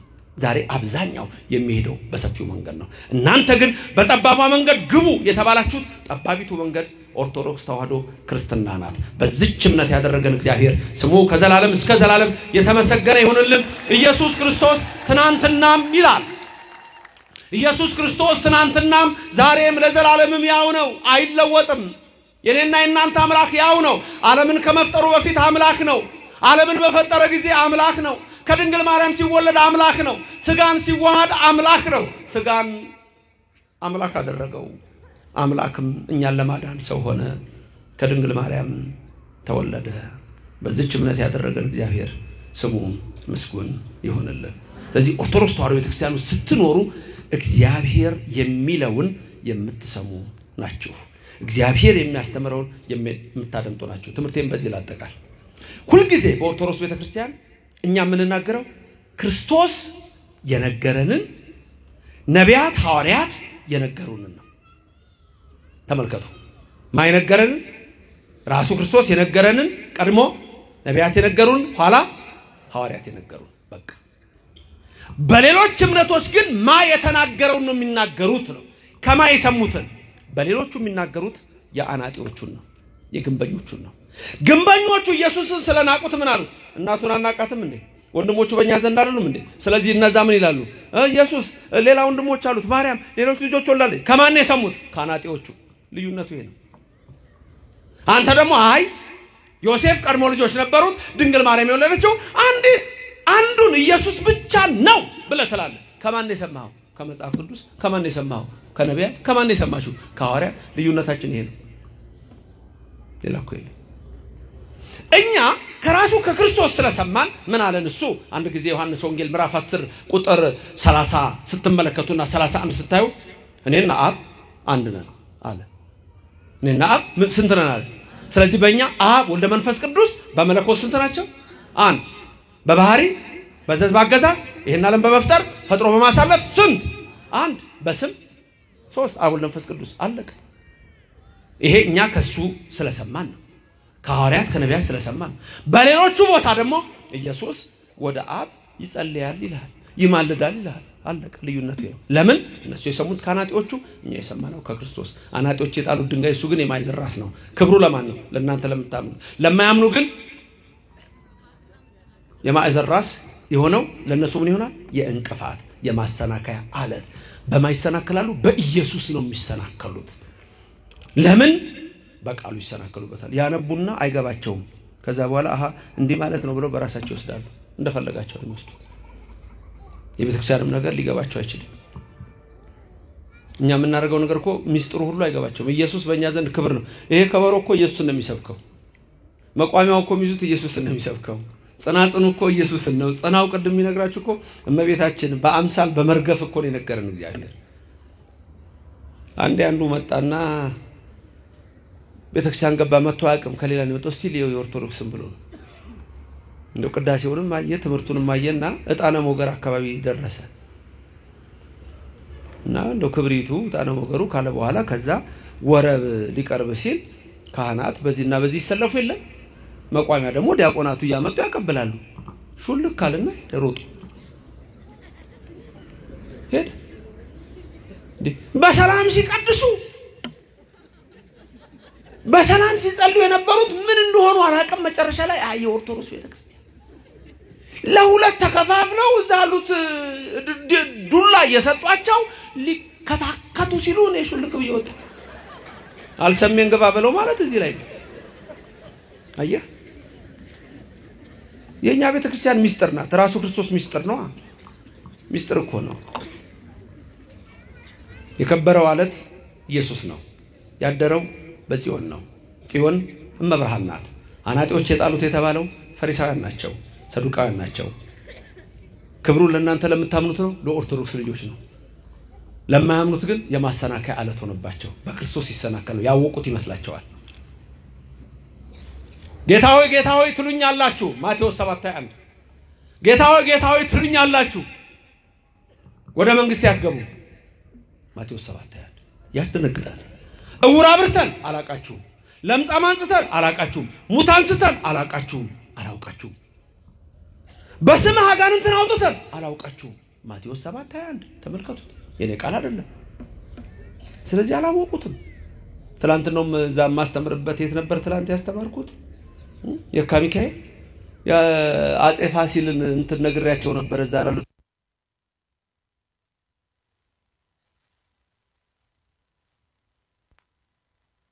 ዘመነ መንግስት በ17 ሴንቸሪ አንድ ቀን ዝሆን ሊያድኑ ከጋሻ ጃግሬዎቻቸው ጋር ጫካ ገቡ። ትላንት ነግራችኋለሁ። እናንተ ሰምታችኋል። እዚህ ያላችሁት አይደል? ጫካ ገቡ። ጋሻ ጃግሬዎቹ አሉ። ንጉስ እኮ ናቸው፣ የኢትዮጵያ ንጉስ። አንድ ወጣት ውርዙው ነገ ተከትለው ሲሄዱ ሊያድኑ እንደ ጎሹን ምኑን ቁርጥርጣሉና ማንንም አጠገባቸው የለም። ሳቸው ተከትለው ሲያሳድዱ ዞር ቢሉ ማንንም የለም፣ ዞር ቢሉ ማንንም የለም። ብቻቸውን ጫካ ውስጥ መንገዱን አያውቁትም።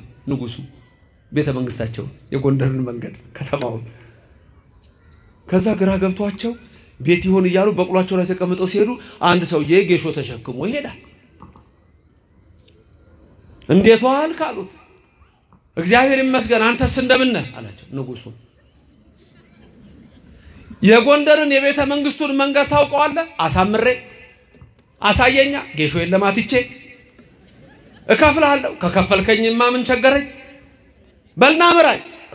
አንተ በቅሎ ላይ ተቀምጠን በግሬ እና አፈናጠኝ ናውጣ ንጉሱ ጋር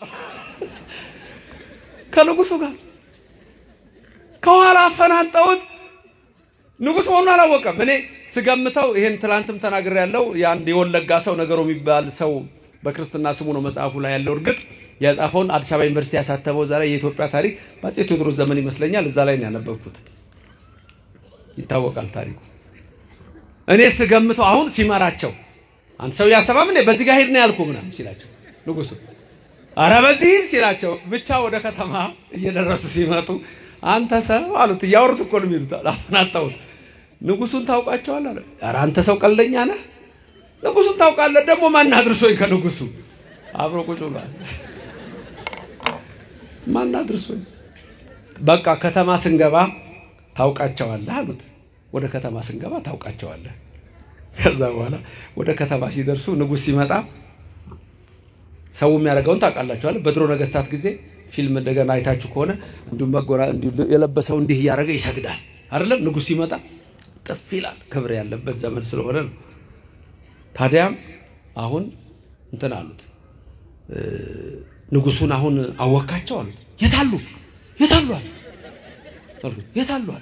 አሁን ሰው ደግሞ ይሄኔ ገርሞታል። እንዴ ንጉሱ ዛሬ ማንን ነው ያፈናጠጡት አይደል? ከንጉሱ ጋር ታይቶ የማይታወቅ ነገር ነው። በድሮ ዘመን አስቡት ደግሞ ብቻ ያነጠፈ ይሰግዳል እና አሁን አላወካቸውም አሉ። የታሉ